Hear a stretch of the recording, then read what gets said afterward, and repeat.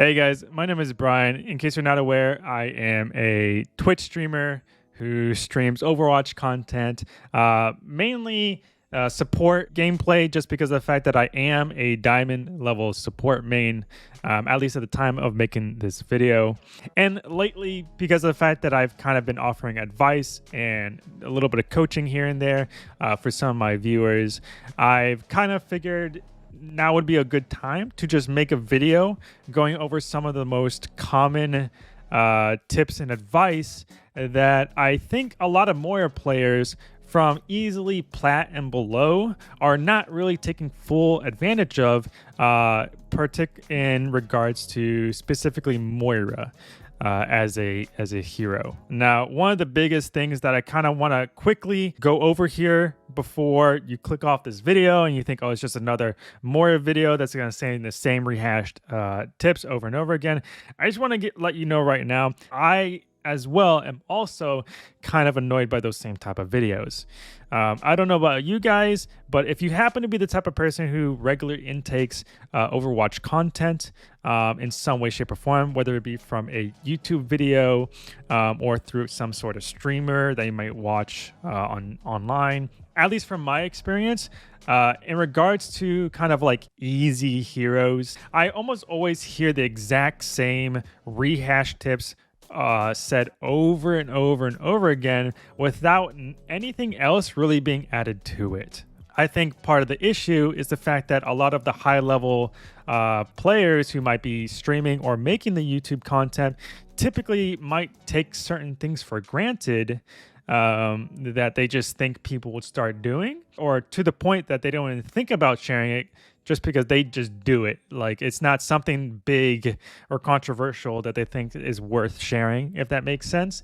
But sadly enough, a lot of these simple, basic, common things, a lot of lower players just simply don't do or just are not aware of, just because they're so, well, basic. And that's kind of what the purpose of this video is going to be, okay? I'm going to be going over 5 tips that I think every Moira player, regardless if you've spent 1,000 hours on Moira and you're plat and below, or you've only spent 2 hours on Moira. These are very simple and basic tips that everybody can easily implement into their Moira gameplay and dramatically boost their performance rate. Keep in mind, this is not saying that, oh, if you do this, you're going to win every single game as Moira. Okay, that is not what I'm saying.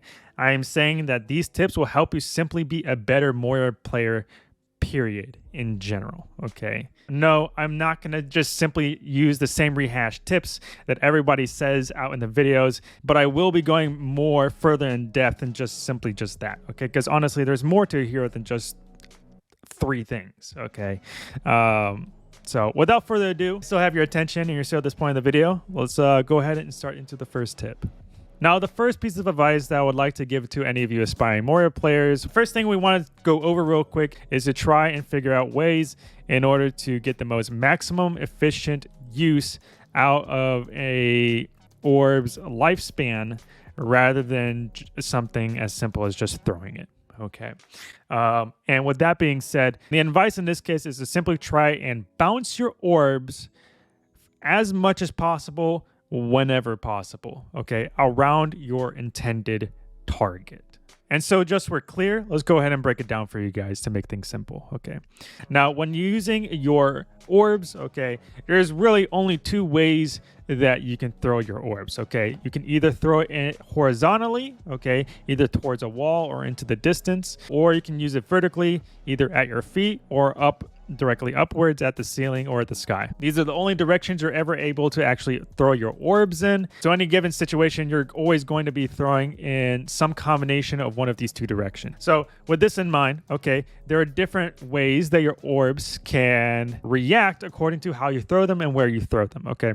The first instance being what I would call a linear orb, where you throw it basically just straight forward, whether it be directly in front of you or at the ground in some way, shape, or form. Okay. The second use would be what I would call a single bounce orb, where this is where you might ricochet it off a wall for a quick second, And then the third instance is called the multi-bounce orb, where you literally are able to have the orb bounce back and forth between two surfaces over and over and over again, to the point where either the orb runs out of resource, either damage or the healing resource, that it gets small enough that it disappears, or it just runs out of time and it disappears on its own. In order to get the most use out of your orbs, whether it be the healing orb or the damage orb, your goal should always try to be and achieve as many bounces with your orbs as often as possible around your intended target. This is going to differ according to the map that you're playing on, okay, and of course where you're positioned likewise on that specific map. But if you ever happen to be in a situation where you can get a multi-bounce for your orb, that is always going to be way more beneficial compared to either a linear orb or a single bounce orb, okay? Simply because of the fact that you can actually make full use out of the orb's resource and lifespan compared to just partial use either from a linear or single bounce. And now the only possible exception, kind of, and I probably wouldn't even really call it an exception to this rule where you want to try and go for as many bounces as possible, is whenever you happen to be in a situation with your team where your team is going for a push, like they're trying to push through a choke or down a long corridor in some way, shape, or form. This will be one of the only ways in which case you might consider just throwing your orb completely forward and just doing a linear orb of some way. Simply because the fact that your team is going to be, well, literally pressing W in that direction. So your orb will probably be sticking around as your team moves. But even in this situation, I will add, you should still be trying to bounce the orb off a wall that happens to be in front of you guys in the direction that you're moving in, if possible, if there is one there. A good example of this would be on one of our favorite maps, King's Row. Everyone's familiar with this long alleyway after point A, where after you take point A, there's the choke, and there's that alleyway that goes around to the corner where the enemy team likes to huddle around and shoot at the next choke at point A. From here, if your team with a push as more, you can heal up your team and throw the orb towards the wall in front of you guys as you're pushing forward. So that way, if it does happen to go past you guys, it will bounce back, so that way you could probably continue being healed. Now, the next tip that I'm about to give to you guys is to simply try and use as much of your healing resources as possible before you use your ultimate or coalescence. This one is pretty straightforward, but you would be surprised just how many people end up getting this sort of thing wrong. I can't begin to name the countless number of times that I would just easily see Moiras just pop coalescence without really fully taking advantage of their kit to get the most healing output out of their kit as possible to just prolong their team survivability. And just to throw it out there, it's not just throwing an orb before you use coalescence, although you should do that. There is a little bit more to that, which I will get into just now. So in these next few examples I'm about to show you guys, we're going to have a custom game where I gave Roadhog 3000 HP and he's really low, just so that we can see how much healing we can actually do in various different situations. First situation being if you just straight up use coalescence. You'll notice that if you just use coalescence, Roadhog's HP will refill roughly up to around 1/3 of his HP, around 40% or so, just a little bit lower than half. In the second situation, we're going to throw a healing orb and then use coalescence and see how much HP he gets back. You'll notice that the orb only got about a single bounce, so it didn't even get to do the full 300 HP that it could have recovered, and Roadhog recovered about half his HP in total from this. And the third example is when we make use of all parts of our kit, where we start off using our primary healing spray first, using as much of our healing resource meter on the right side as possible while using an orb, and then afterwards we use coalescence, at which at the very end we will notice that we've recovered about 2/3 of Roadhog's HP total. And remember, he's at 3000 HP for this custom game. Now, there are two reasons why we would primarily always want to use the third option of using the healing spray plus an orb plus coalescence at the very end as often as possible. The first one being that if you actually end up doing what I just mentioned, using as much of your healing spray as possible and using an orb before popping Coalescence, you'll notice that by the end of Coalescence, you will have regained naturally about a third of your healing resource meter back by the time Coalescence has finished. And by that time, your orb will come off cooldown, so you could throw another one if you really want to. And by then, your team should have enough healing to be at pretty much full health. And if needed, you could easily just spend 1 or 2 seconds using Moira's Suck on her alternate fire on an enemy to recover your resource meter back to half or more in just a split second. So pretty much considering the fact that you gain most of your resources back by the time you finish using your Coalescence, it just makes more sense to use up as much of your resources before your Coalescence, so that way by the time you're done with Coalescence, you already have most of your resources back again anyways. Now, the second reason why you would want to do this, use as much of your resources as possible before using your Coalescence, is simply because of the fact of that the enemy team might also have a Moira, and the Moira versus Moira matchup tends to be determined by whoever can keep their team alive the longest, while also having their Coalescence last longer. So one of the biggest mistakes, for example, that I will see many Moira players make is that as soon as they see the enemy Moira pop their Coalescence, they will just immediately go ahead and pop their Coalescence as well. Simply because of the fact that they think that, oh snap, the enemy Moira popped their Coalescence, so I need to pop mine in order to counter theirs. Which, that train of thought isn't bad, but it can be a lot better. It's not maximizing Moira's kit, in other words. One of the things I don't think many players know about Moira is that Coalescence only does 70 damage per second. So with that in mind, in case you didn't know as well, Moira's primary healing spray, the yellow piss, that also heals by 70 HP per second, meaning that if you just hold down your primary fire to heal your teammates while the enemy Moira is using Coalescence, your teammates will receive no damage. Your healing spray literally completely negates Moira's ultimate in terms of damage. And any additional healing that your teammates receive, either from your healing orb or your second support, will then actually give them additional HP beyond where they're currently at. So with this in mind, in a lot of situations, it's actually more beneficial that when the enemy Moira pops their Coalescence first, you want to try and keep your team alive for as long as possible using just your healing orb and your primary healing spray before you pop your Coalescence. So that way, your team is still alive. Enemy Moira has wasted their Coalescence, and now since their Coalescence is over, now you can pop your Coalescence and provide counter pressure back towards the enemy team and probably kill their squishies. Just to clarify, of course, there's always going to be situations where you really just need a pop Coalescence to quickly save somebody, simply because you're not always going to be able to do this, but you want to try and make it a habit as much as possible at trying to keep your team alive with just your healing spray and orbs before using your Coalescence if able.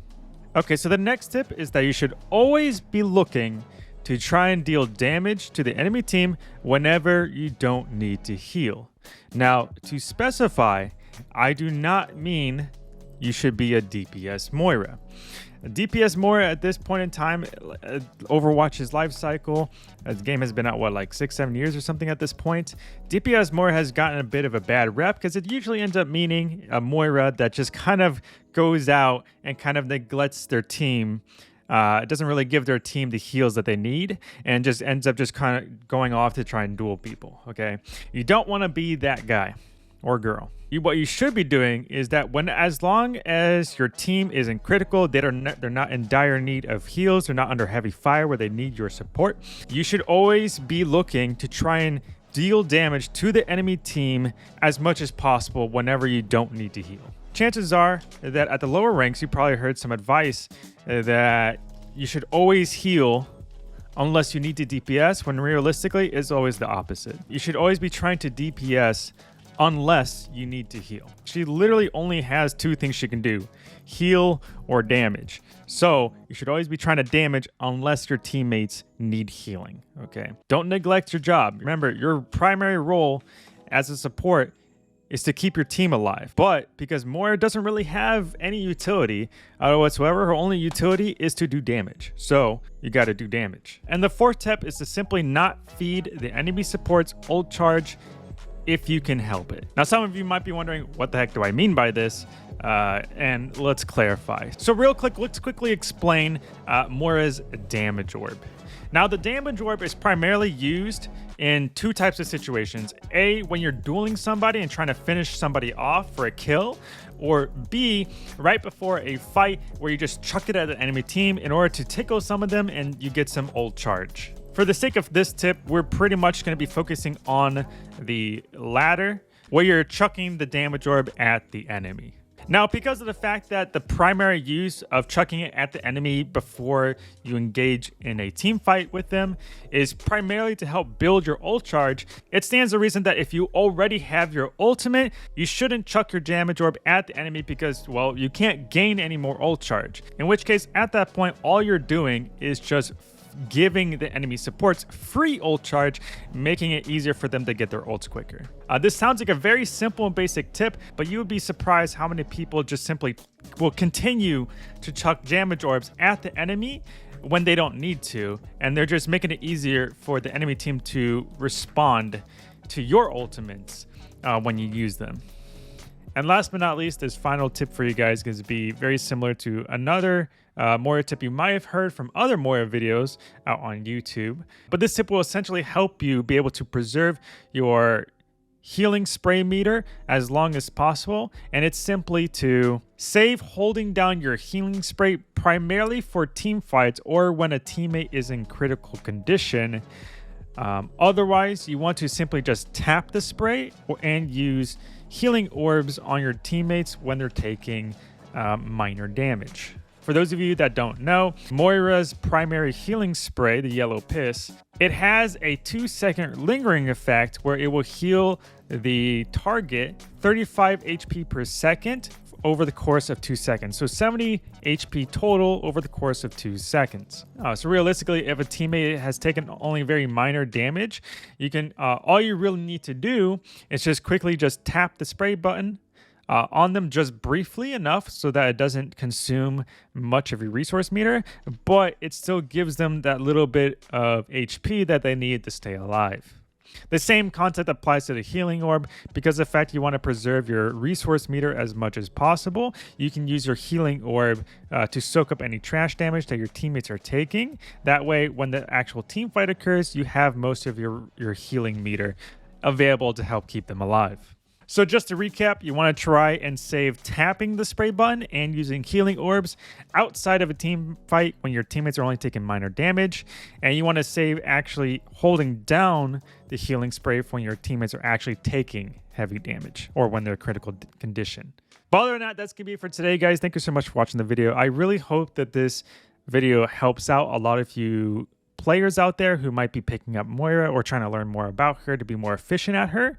I use Moira quite often enough, especially this season, and she can be a really fun hero, but only if you really understand how to kind of maximize her output.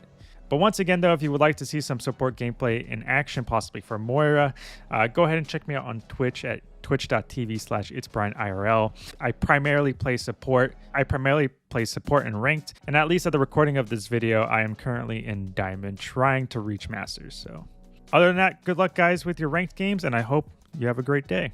Peace, y'all. Auto shutdown initiated. God damn it.